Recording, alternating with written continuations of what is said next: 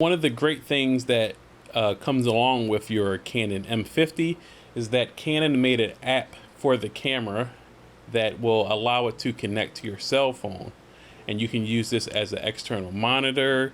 You can use it as a remote control to record or take pictures with your phone. But the other great thing, especially for this program, since you all are working at home, is that it allows us to actually download the photos and video onto our phone.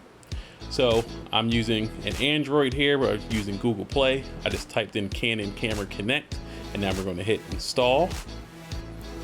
And we're just going to wait for it to download on our phone. And then once it's downloaded, then we have to just change some settings on the camera to get them to connect together to each other. And we're doing this all using Wi-Fi. So now the app should be downloaded.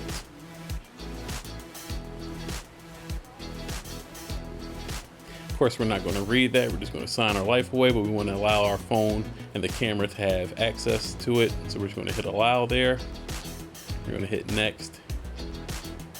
And now we're inside the app. So now we're all set on our phone. So now we have to go to our cameras, and now we have to go into the settings, and by hitting menu, we want to make sure we're on the third menu there indicated by the wrench, and we want to hit wireless communication settings. Then we want to go to Wi-Fi settings, and we want to make sure that our actual Wi-Fi is enabled on our camera.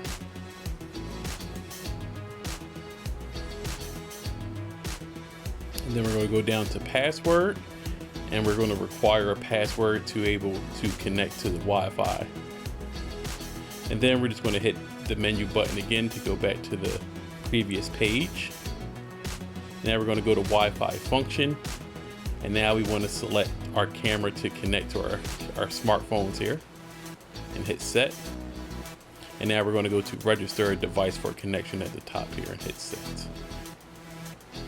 And this will pop up where you want to hit do not display, because if you have the app already downloaded to your phone, then we don't need to show it how to download. Now on your smartphone, you're going to go to where you would set up any Wi-Fi connection.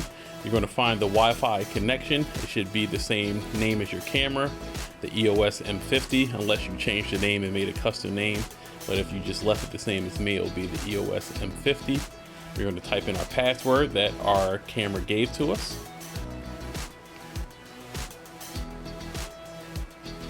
And then we're going to hit connect here.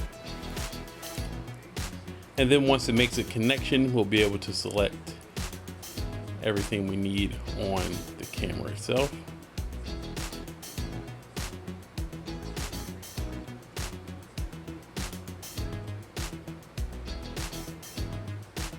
All right, so then it'll pop up on our phone. We're going to hit select there.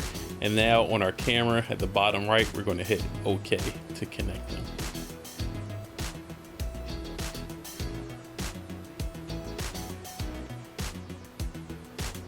And now your connection is established. And from this point on, we can use our smartphone, like I said, to be able to use it as a monitor, an external monitor. You can change the aperture through the phone. You can change the ISO. All the functions you will have in the camera, you have the functionality in your smartphone. We can record, we can do everything from here.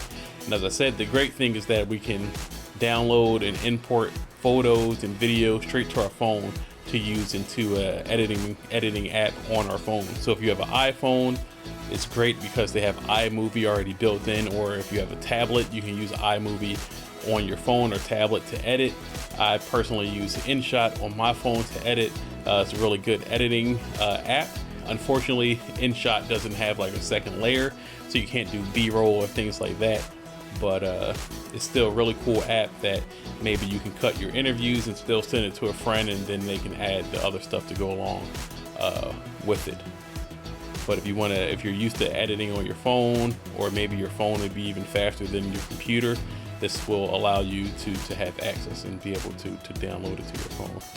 Now the thing is that the bigger the resolution, or if you're shooting in 4K, and especially shooting long video with 4K, it will take a while for it to transfer. If you shoot 1080 video, It's not the fastest thing in the world, but it's not slow either, and it's pretty cool. And once you download it, it'll go into your camera roll or wherever you see your photos at. And like I said, to download it, we could just hit import from there.